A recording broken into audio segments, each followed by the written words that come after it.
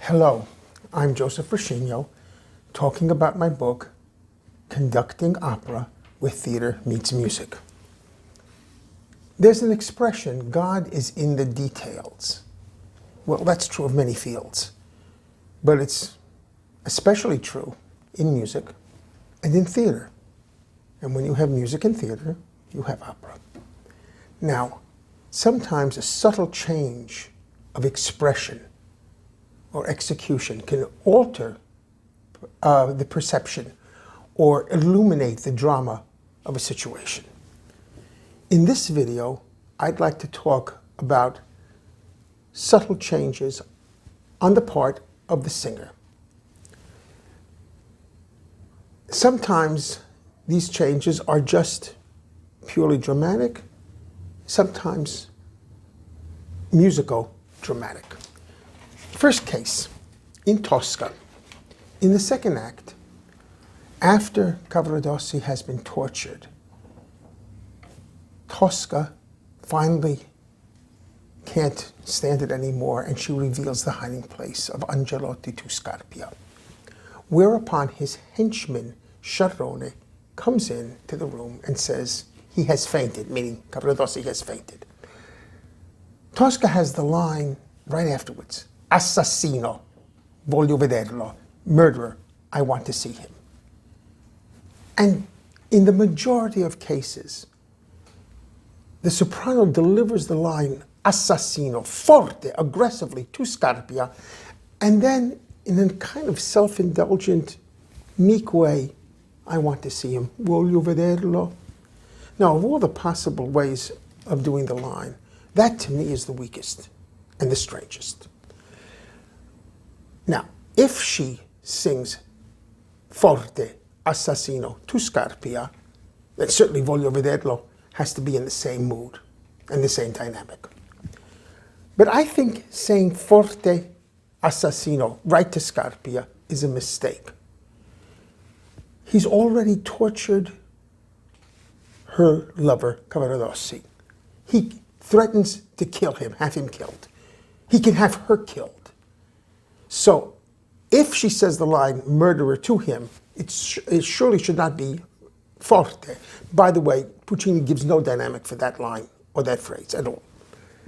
And voglio vederlo should be said a little bit louder than assassino. Assassino could conceivably even be said as an aside, but said to Scarpia, but sort of quietly, makes sense. So we have this. I start with Sciarrone's line. È svenuto assassino, voglio vederlo. That is a dramatically feasible choice.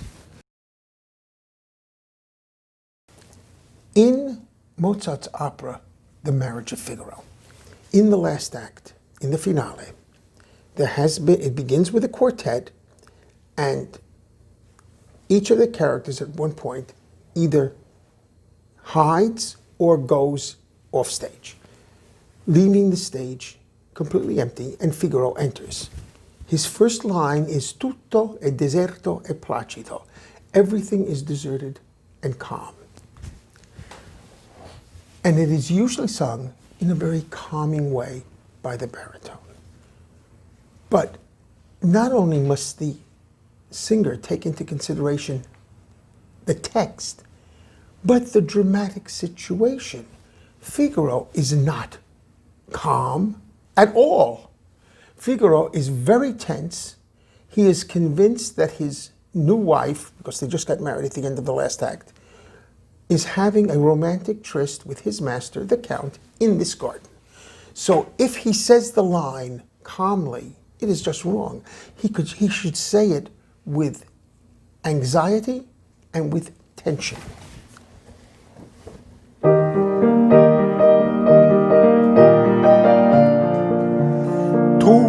tu è deserto e placido. It's very different than saying it in a gentle, calm way.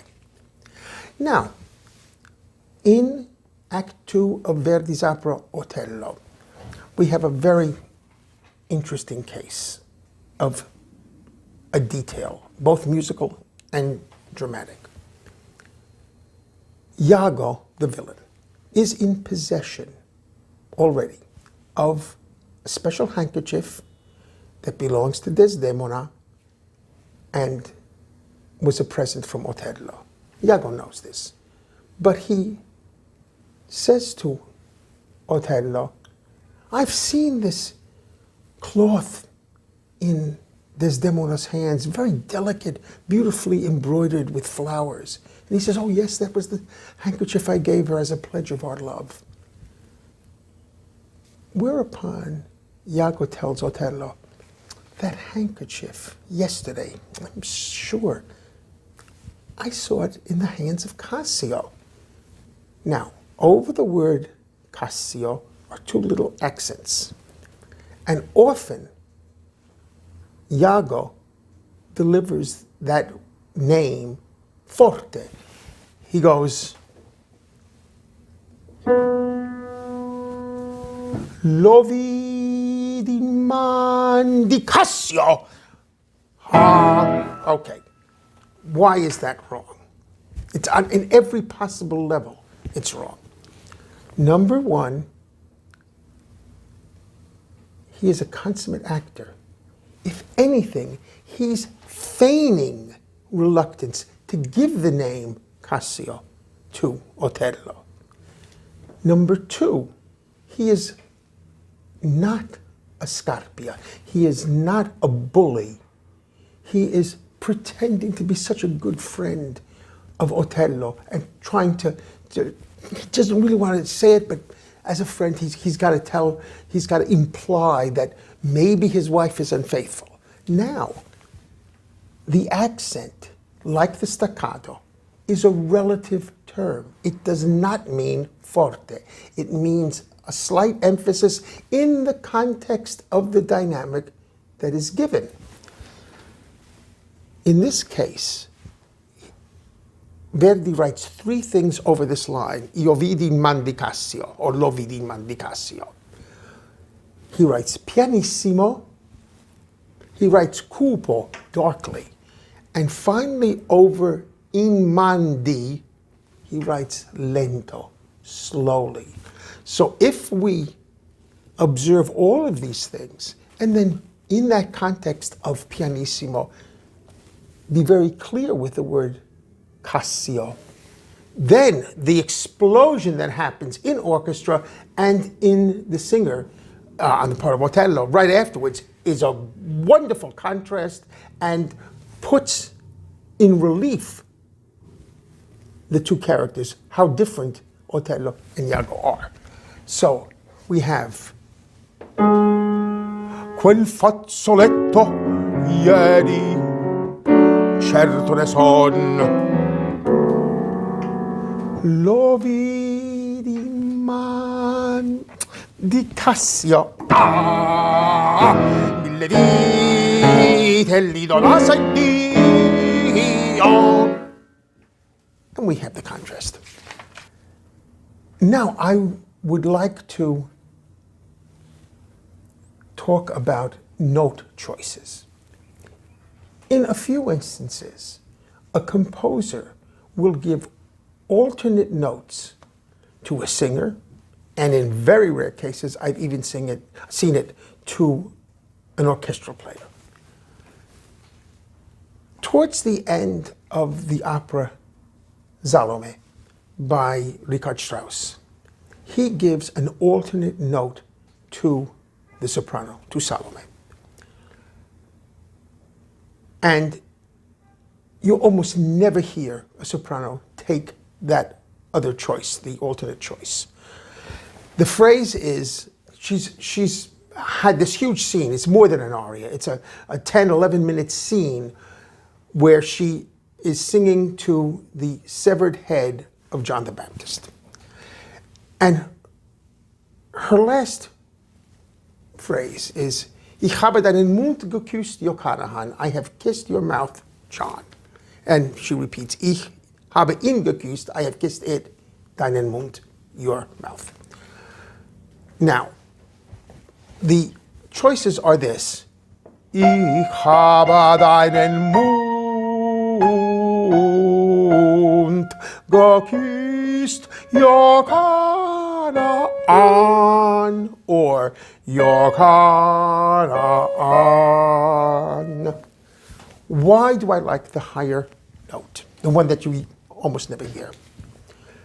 Well, dramatically, it's in a more innocent range. The low range kind of implies maturity. Remember, the character is only supposed to be 13 or 14 years old.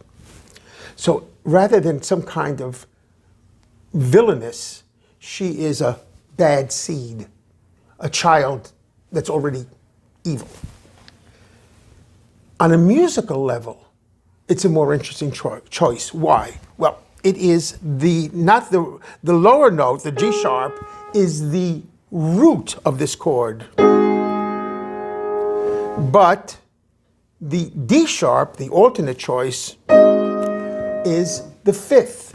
And it acts a little bit in the same fashion as what I said in an earlier video about tonic dominant in relationship to keys and cadences.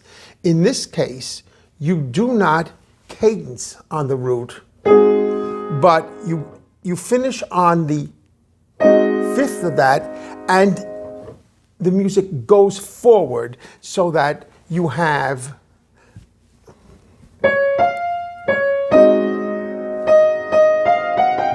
it's the same note of the final phrase that you left with the higher choice. So played through with the harmony, you have Ich habe deinen Mund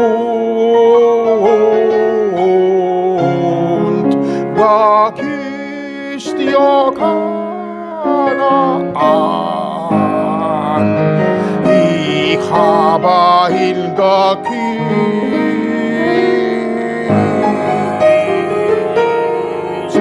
deinen Mund.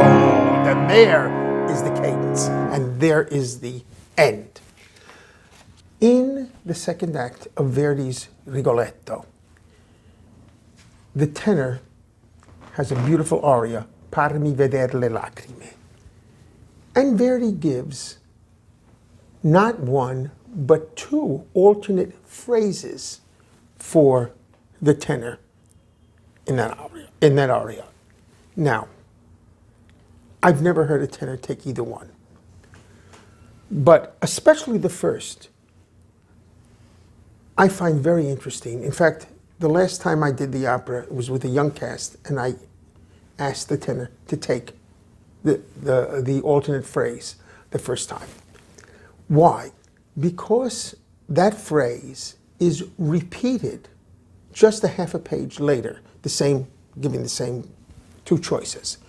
And I suggested doing the simpler version the first time and the slightly more elaborate version the second time. It's a nod to the bel canto style, where an aria the first time is kind of simple and the audience expected a bit of decoration on the repeat. So that it's on this phrase,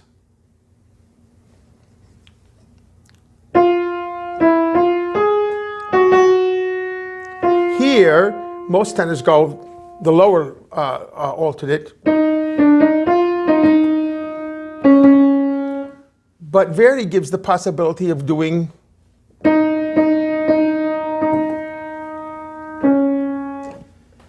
and since half a page later the whole phrase is repeated, I say do the simpler one the first time and the variant the second time. Also, there's a little kind of cadenza that most tenors do the lower version.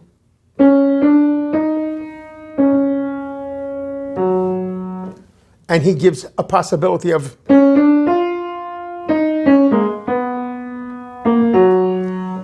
that alternate. That to me is less important to do than the first because that only happens once. So what you would hear is Quando fra il dubbio e l'ansia del subito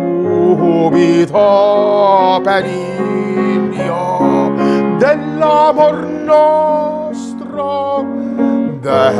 nostro memore, and on the reprise, a farti qua giù beata, ei che le sfera gli angeli, ei che... So we've heard both versions in the aria, and we've had our nod to the bel canto style, where this is a real aria in the sense he sings it literally to the audience. Now, if you liked this kind of discussion, there are many more examples sprinkled through my book.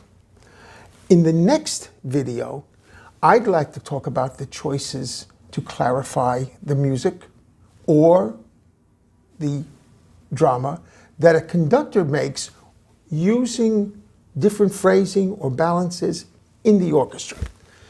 Thank you very much. Please, if you haven't already, subscribe to this channel, share it with friends you think would be interested in this kind of discussion. Leave a comment or ask a question.